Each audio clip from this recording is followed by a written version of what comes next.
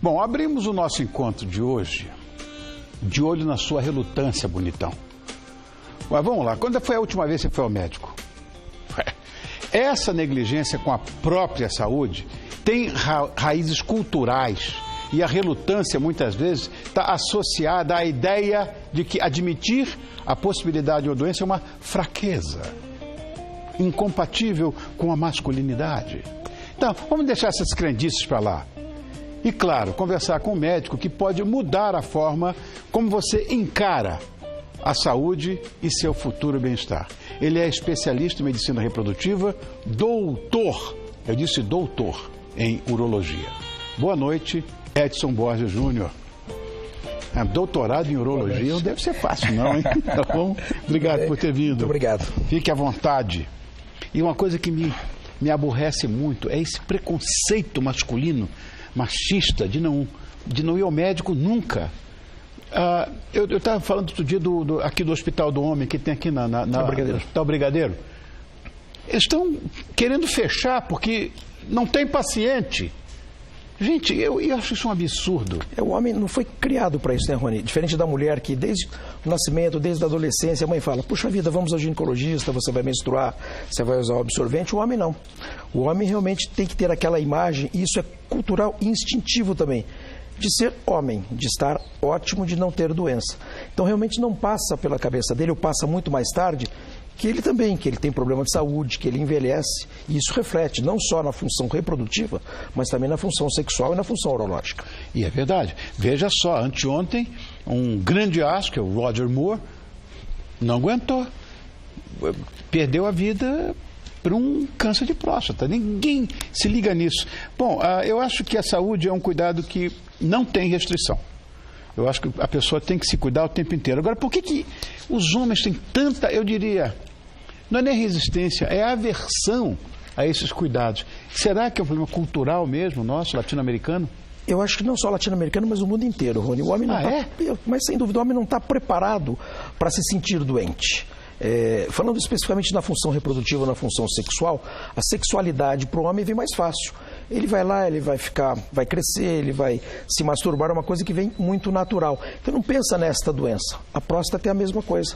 Por exemplo, o câncer de próstata é o câncer que mais mata o homem. E é um câncer silencioso. E hoje a gente sabe que prevenindo vai muito bem. Então, a cultura realmente do homem, eu acho que no mundo inteiro, com certeza, ela é assim. Ele não está preparado para se sentir doente.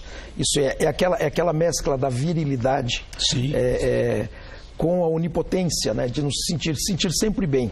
Mas, claro que não é uma verdade. Agora, vamos falar dos exames periódicos, para nós outros. Tudo que afeta, Rony, a saúde como um todo, afeta todos os órgãos. Então não tem uma situação específica que vai afetar especificamente um órgão. Por exemplo, falando de próstata, nós sabemos que o exame preventivo tem que ser feito a partir dos 40 anos. Sim. Às vezes até os 45, se esse homem não tem nenhum parente, nenhum histórico familiar. Mas hoje o exame de toque, que é tão preconceituoso, é uma coisa muito comum. Os exames de sangue. Então a gente consegue, por exemplo, num câncer de próstata inicial, uma probabilidade de cura de 90%.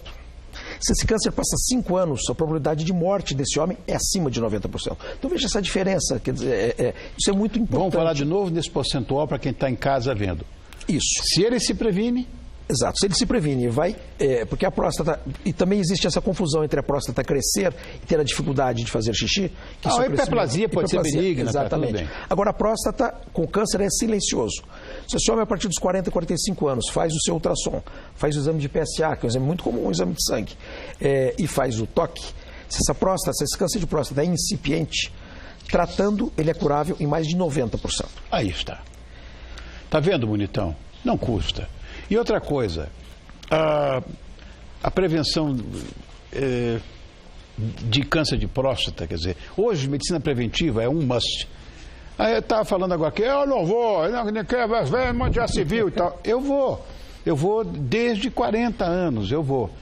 E olha, eu faço PSA, vou falar da minha experiência vivencial. Eu faço PSA, mas no que eu acredito mais é no toque.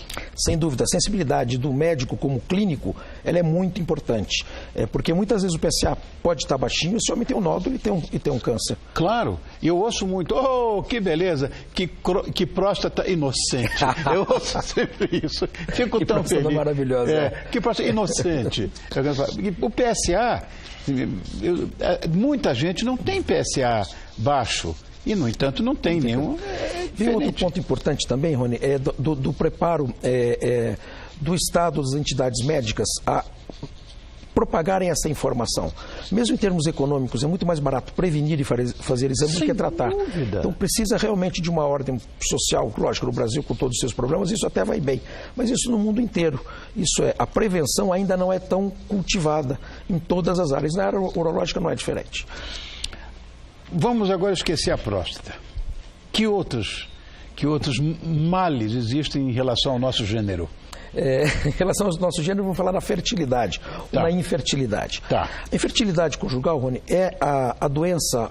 Não, ela só perde para a obesidade como doença. Então, pensar que a infertilidade afeta mais ou menos 8 milhões de pessoas no Brasil todo ano. Nossa, só perde para a obesidade, que realmente esse número é maior.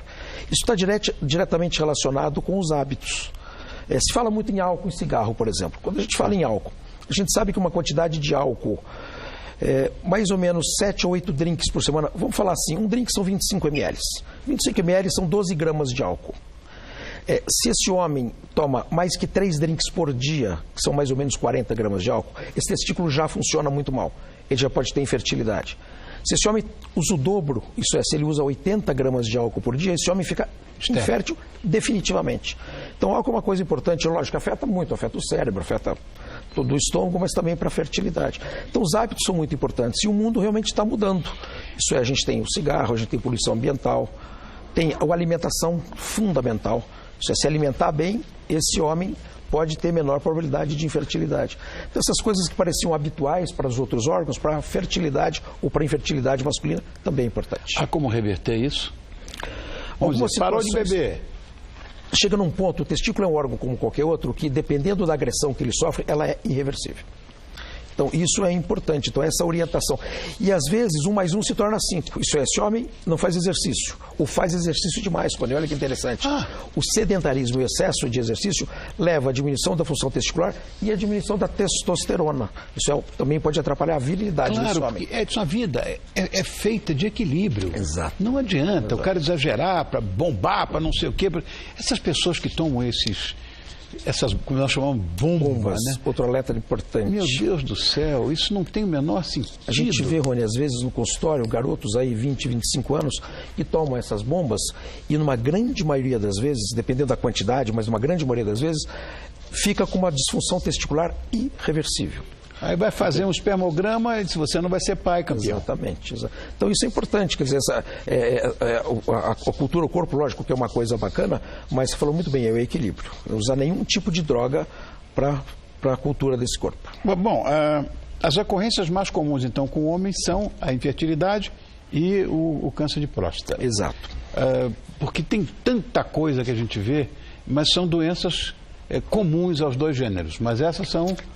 E a disfunção erétil, né, Rony? Sem dúvida nenhuma. Sim. É muito... Que é o bicho papão de todos os homens, é a disfunção erétil. Deus me livre e guarde uma coisa dessa. A gente tem que pensar que a disfunção erétil é uma doença exatamente como outra qualquer. Como um braço quebrado, e se tem é curável. Sem dúvida, se tem o diagnóstico e se tem o tratamento. Também muito influenciada pelos fatores ambientais, muito, por poluição, por drogas, drogas nem se fala, mas por alimentação. Interessante que comer um pouco menos de carne vermelha, não é apologia que eu adoro o churrasco, hein? Mas comer menos carne vermelha, comer mais cereal, se fazer mais refeições por dia, realmente esse homem tem uma menor probabilidade de ter uma disfunção erétil e menor probabilidade de ter uma alteração da função testicular.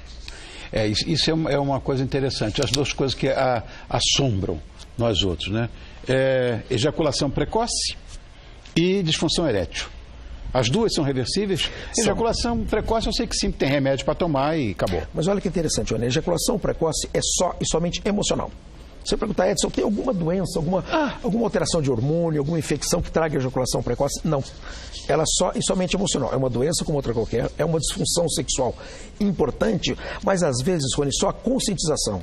Você fala para o paciente, você tem que ter a consciência de que isso é emocional. Quer dizer, não tem uma doença que vai te causar. Só essa orientação já ajuda esse homem já melhor. Tanto que hoje os seus colegas receitam para ejaculação precoce antidepressivos. Exatamente. E olha que interessante como é que surgiu essa história. Um antidepressivo muito antigo, dado há 50 anos atrás, e os homens tomavam e chegavam para o psiquiatra. Falavam, mas doutor, eu não consigo ejacular. Foi aí que se descobriu que o antidepressivo retarda a ejaculação. Então foi efeito colateral de um tratamento de depressão. É sempre assim. Tem um remédio para o coração que acabou sendo bom para o cabelo. Enfim. Agora, para um casal que não consegue engravidar, que muita gente acha sempre que, não, a minha mulher está... Mas, às vezes, o problema está com ele. Uma mulher que não consegue... O problema pode estar tanto do lado de um quanto do lado de outro. Exato. Muito bem. O que a gente sabe sobre infertilidade de um ou de outro? Como é que se faz isso? O homem, eu sei, é espermograma. Isso. E a mulher? A mulher, nesse conjunto de situação, primeiro a gente fala em números. Então, quando se fala em fertilidade, o mais comum é a mulher e o ginecologista. Mas, em termos de probabilidade, 40% das vezes é do homem, 40% da mulher e 20% do casal. Então, é meio a meio. Então... Em um casal com uma dificuldade de gravidez, os dois têm que sentar em frente do especialista em medicina reprodutiva e conversarem. Então, as causas elas são conjuntas. Então, em 20% das vezes, dos dois. Para o homem, o espermograma é muito importante. Existem outros testes da função espermática, mas o espermograma é muito importante. E para a mulher, realmente, a avaliação hormonal e ultrassonografia. Isso está muito bem determinado hoje, mas essa consciência é importante. Essa consciência que, não só nós no Brasil, novamente, mas no resto do mundo, que se tem que é o casal que tem que sentar na frente do médico. Uma outra coisa que eu sempre falo aqui, que eu desço o porrete nessas pessoas que usam calça aqui, porque são todos medrosos, têm medo de médico. Estavam gozando agora aquele auxiliar de câmera ali, que é meu amigo ali, o Toninho, dizendo, ele vai toda hora no urologista e tal. Pô, o cara que se cuida. Eu também vou, e não perdi a masculinidade por isso, nem me apaixonei pelo meu urologista. Quer dizer, não é isso, né? E as pessoas, quando vão e fazem o PSA, aí ficam apavoradas, desesperadas, porque o PSA está alto.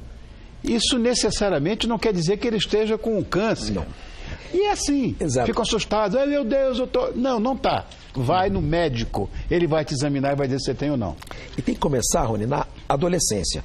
Isso é sempre a orientação, esse garoto pré-adolescente vai ao pediatra, ao urologista, primeiro para avaliar o seu testículo.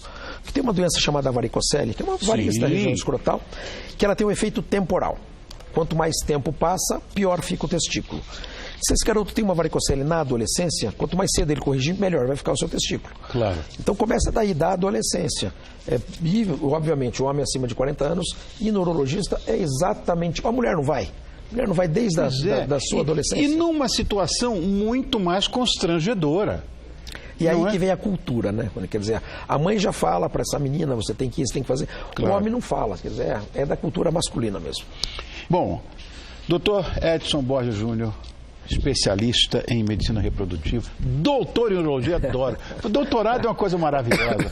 Eu agradeço muito a sua visita, tenha muito sucesso. E olha, vou dizer a vocês, bonitões, presta atenção, cuida da tua saúde.